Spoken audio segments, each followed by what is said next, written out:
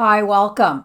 Are you in peri or postmenopause and feeling super tense, uneasy, on edge, or just wound up way too tight? It's common. I've been through it, and it can manifest in several ways.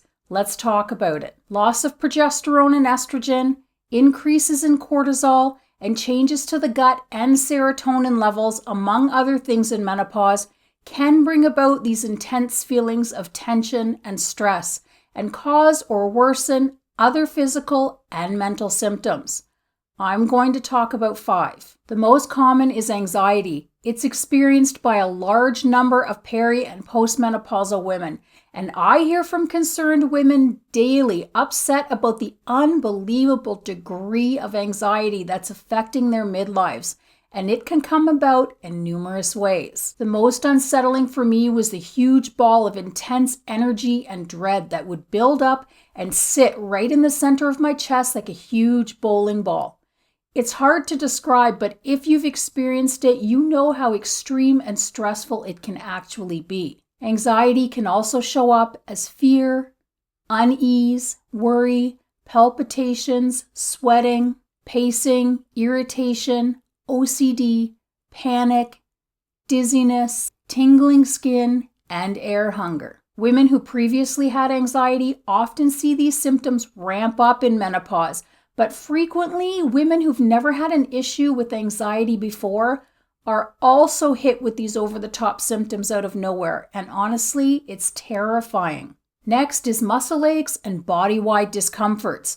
This can take the form of soreness, stiffness, twitching, cramping, or just straight up pain. A frequent manifestation of stress and tension in menopause is sore, aching shoulders and neck, and the associated headaches that often come with those, as well as jaw clenching and the issues it causes, like tooth pain, pressure, soreness, and fullness in the ears, and sometimes the development of TMJ. I'm a jaw clencher. I catch myself doing it constantly.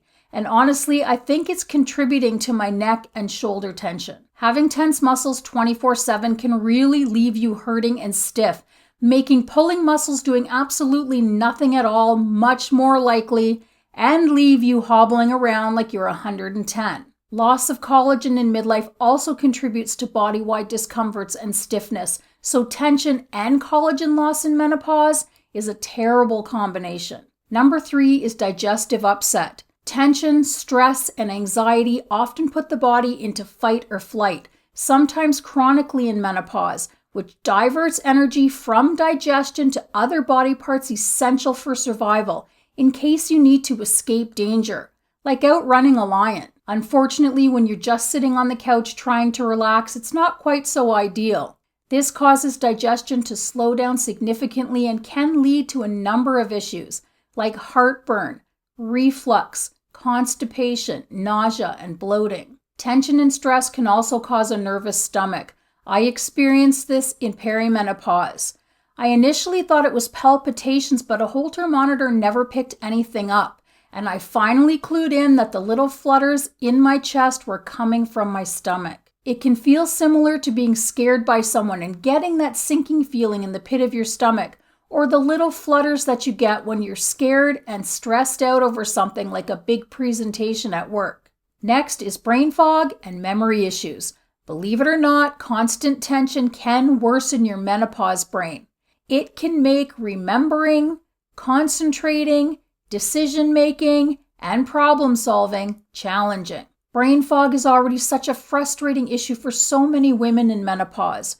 Misplacing things constantly, forgetting what you're saying halfway through a sentence or why you walked into a room, not being able to recall the names of familiar objects or how to spell common words are all commonplace for me now. I have days when I don't know if I'm coming or going, and that causes me stress. So if stress and tension cause more brain fog, I'm stuck in a vicious absent-minded cycle. Number 5 is insomnia and sleep disturbances.